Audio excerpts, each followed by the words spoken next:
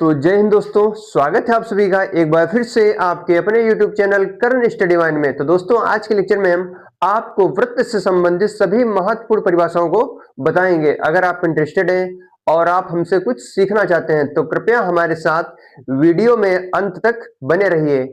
तो आइए अब हम बिना टाइम को वेस्ट किए हुए शुरुआत करते हैं। तो हम आपको सबसे पहले बताएंगे कि वृत्त अर्थात सर्कल क्या है। सबसे पहले आपको बताएंगे हम सर्कल की परिभाषा। तो वृत्त एक समतल में स्थित उन बिंदुओं का समूह होता है जो एक स्थिर बिंदु से नियत दूरी पर स्थित होते हैं, और इस स्थिर बिंदु को ही वृत्त का केंद्र कहते हैं। और केंद्र को जो है मुख्यतः हम O से दर्शाते हैं। और जो ये वृत्त होता है आपका, ये कई बिंदुओं का जो है कई पॉइंट से मिलकर बना होता है। कई बिंदुओं का जो है ये समूह होता है, और जो बीच में स्थिर बिंदु होता है इसे ही हम वृत्त का केंद्र कहते हैं। और वृत्त के केंद्र से वृत्त के प्रत्येक बिंदु तक की दूरी को ही हम वृत्त की त्रिज्या कहते हैं, और त्रिज्या को जो है हम R से दर्शाते हैं। तो यहां पर वही लिखा है त्रिज्या, जिसको हम इंग्लिश में बोलते हैं रेडियस। तो वृत्त के केंद्र से वृत्त के प्रत्येक बिंदु तक की नियत दूरी को ही वृत्त की त्रिज्या अर्थात रेडियस कहते हैं, और त्रिज्या को R से दर्शाते हैं। और दूसरी भाषा में हम बोल सकते हैं कि वृत्त के केंद्र से वृत्त की परिधि तक की दूरी को ही वृत्त की त्रिज्या कहते हैं, और त्रिज्या को हम R से दर्शाते हैं। इसके बाद है व्यास, जिसको हम इंग्लिश में बोलते हैं डायमीटर। तो वृत्त के केंद्र से होकर जाने वाली रेखा जो वृत्त को दो बिंदुओं पर मिलती है वृत्त का व्यास कहलाती है। अब जैसे आपके सामने एक ये वृत्त बना हुआ है, इसका हम अगर केंद्र O मान लें, तो अगर हम इसको दो बिंदुओं पर इसको मिला दें, एक बिंदु A हो गया, एक बिंदु B हो गया। अब यहां पर हमको एक रेखा मिली है AOB, तो AOB ही वृत्त का व्यास है। तो यहां पे लिखा है AOB क्या है, वृत्त का व्यास है।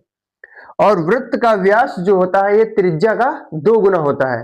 अब यहां पर जब आप ध्यान से देखेंगे तो OB क्या है, O से B तक की दूरी ये आपकी त्रिज्या है, और O से A तक की दूरी ये भी आपकी त्रिज्या है, और टोटल अगर मिला दें तो ये बन जाएगा हमारा व्यास। तो व्यास बराबर होता है 2 गुणे त्रिज्या।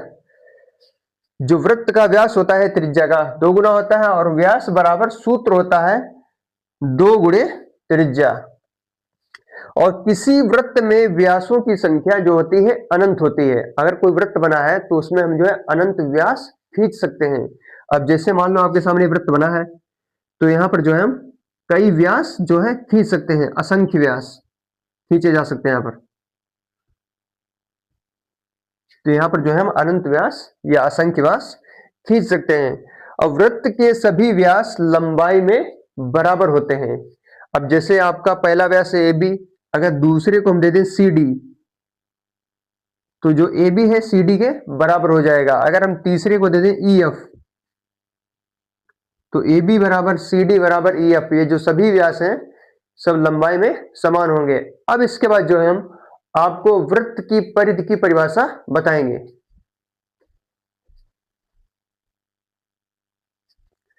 तो इसके बाद आपके सामने अगली परिभाषा है कि परिधि, जिसको हम इंग्लिश में बोलते हैं सरकमफ्रेंस। तो परिधि क्या है, तो वृत्त के एक चक्कर में तय की गई कुल दूरी को ही वृत्त की परिधि कहते हैं। और वृत्त की परिधि या परिमाप बराबर सूत्र होता है 2 पाई गुणे त्रिज्या। इसको हम ये भी लिख सकते हैं 2 पाई R, और इसको लिख सकते हैं हम पाई इंटू D। अब जो ये वृत्त होता है, एक चक्कर में जो चली गई कुल दूरी होती है यही वृत्त की परिधि कहलाती है। जैसे मान लो आप बिंदु A से यहां से चलना प्रारंभ करें, फिर चलते चलते जो है पुनः वृत्त है वृत्त के बिंदु A पर ही पहुंच जाए, तो हमारा जो है एक चक्कर पूरा हो जाएगा। और जो एक चक्कर में चली गई दूरी होगी वही वृत्त की परिधि कहलाएगी। परिधि या परिमाप बात एक ही है। अब इसके बाद है वृत्त की जीवा। तो वृत्त की जीवा को हम इंग्लिश में बोलते हैं कॉर्ड। तो किसी वृत्त पर स्थित दो बिंदुओं को मिलाने वाली रेखाखंड को ही वृत्त की जीवा कहते हैं। अब जैसे आपके सामने ये है, एक सर्कल बना हुआ है। अगर हम यहां पर दो बिंदुओं को मिला दें, इसको नाम दे देंगे हम ए बी, और दूसरा भी मिला देंगे हम, इसको दे देंगे सी डी, एक और मिला देंगे हम ई एफ। तो ये जो आपके सामने दिख रहे हैं ए बी सी डी और ई एफ, यही वृत्त की जीवाएं हैं। तो किसी वृत्त में जो है जीवाओं की संख्या असंख्य होती है।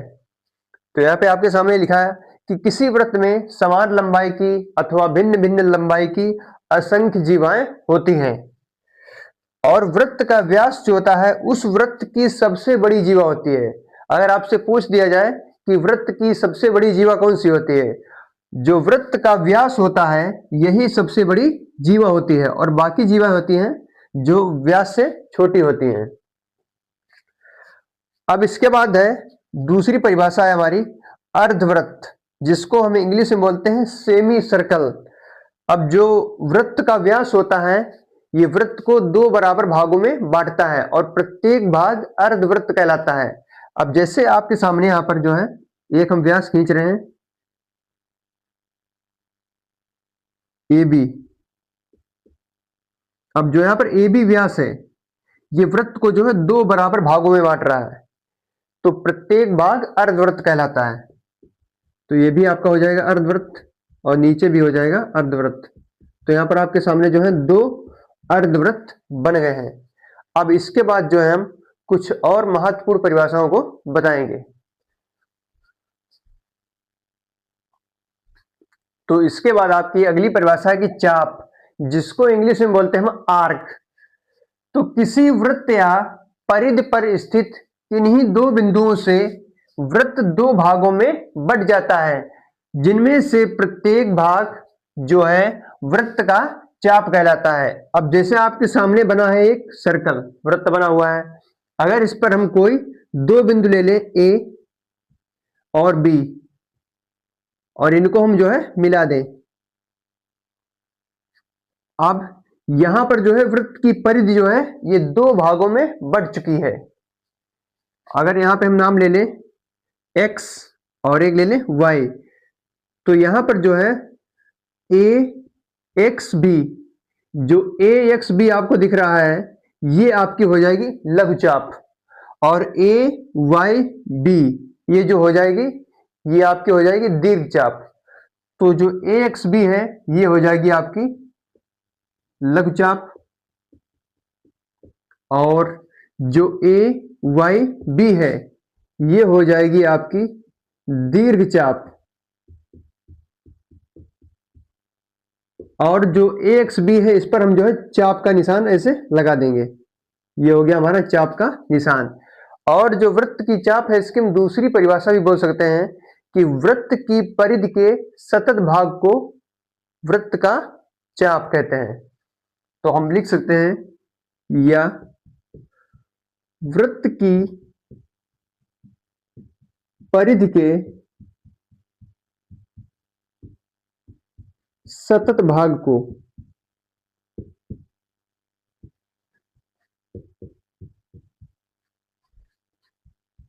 वृत्त का चाप कहते हैं। ये हमारी जो है दूसरी परिभाषा हो चुकी है।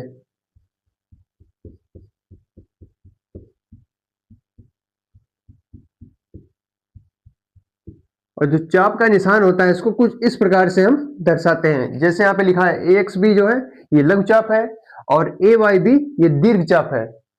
अब इसके बाद हम आपको बताएंगे वृत्तखंड क्या होता है, जिसको हम इंग्लिश में बोलते हैं सेगमेंट।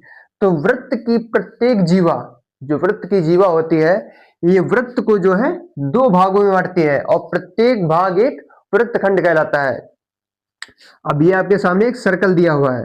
अगर यहाँ पे अगर हम एक बिंदु P ले लें और एक ले लें हम Q, और हम P और Q को मिला दें, तो यहां पर जो हमारा सर्कल है, वृत्त है, ये दो भागों में बंट चुका है। अब अगर हम यहां पे ले लें x और ऊपर ले लें हम यहां पर y बिंदु, तो जो हमारा PXB होगा या PXQ, ये जो हो जाएगा हमारा, ये हो जाएगा लघुवृत्तखंड, और जो शेष बचेगा PYQ ये हो जाएगा हमारा दीर्घ वृत्तखंड। तो हम लिखेंगे पी एक्स बी, ये आपका है लघु वृत्तखंड। और जो शेष बच रहा है ऊपर बड़ा वाला भाग पी वाई क्यू,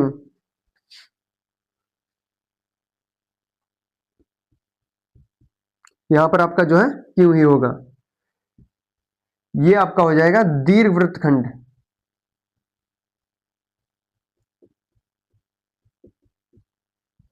तो वृत्त की जो जीवा होती है ये वृत्त को दो भागों में बांटती है और प्रत्येक भाग जो बट जाता है यही हमारा वृत्तखंड कहलाता है। तो इसके बाद हम आपको छेदक रेखा और त्रिज्यखंड की परिभाषा को बताएंगे। तो इसके बाद हमारी अगली परिभाषा है कि छेदक रेखा, जिसको हम इंग्लिश में बोलते हैं सेकेंट। तो ऐसी रेखा जो वृत्त को दो अलग अलग बिंदुओं पर काटती है तो उस वृत्त की छेदक रेखा कहलाती है।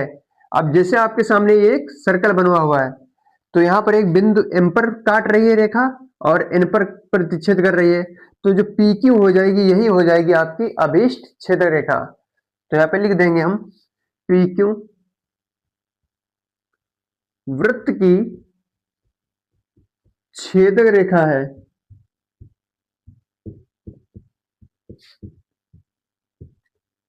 तो यही आपकी जो है छेदक रेखा है पी क्यू, और एम जो है ये प्रतिच्छेद बिंदु है जहां पर ये रेखा काट रही है। अब इसके बाद हमारी नेक्स्ट परिभाषा है त्रिज्यखंड, जिसको हम इंग्लिश में बोलते हैं सेक्टर। तो वृत्तीय क्षेत्र का वह भाग जो दो त्रिज्याओं और संगत चाप से घिरा हो वृत्त का त्रिज्यखंड कहलाता है।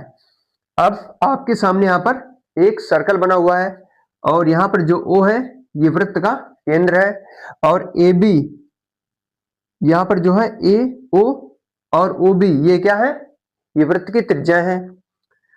तो परिभाषा यहां से बनती है कि वृत्तीय क्षेत्र का वह भाग जो दो त्रिज्याओं, ये पहली त्रिज्या ये दूसरी त्रिज्या, तो दो त्रिज्याओं और संगत चाप, ये आपकी जो है चाप है, यहाँ पे नाम दे देंगे हम ओ।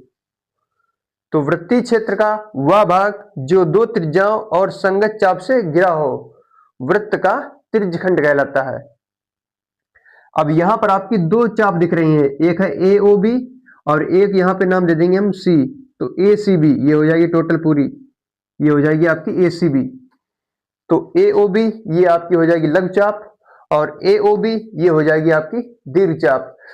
तो यहाँ पे आपके सामने लिखा है कि लघु चाप से घिरे त्रिज्यखंड को लघु त्रिज्यखंड कहते हैं। अब यहाँ पे लघु चाप है तो यहाँ पर जो बनेगा त्रिज्यखंड वो होगा लघु त्रिज्यखंड। तो यहाँ पे लिख देंगे हम ए ओ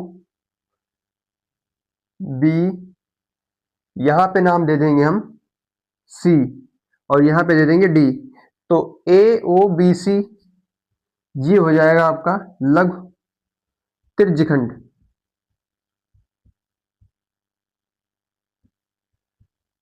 और जो शेष बच रहा है ए डी बी, या हम इसको बोल सकते हैं ओ ए डी बी, ये आपका हो जाएगा दीर्घ त्रिज्यखंड।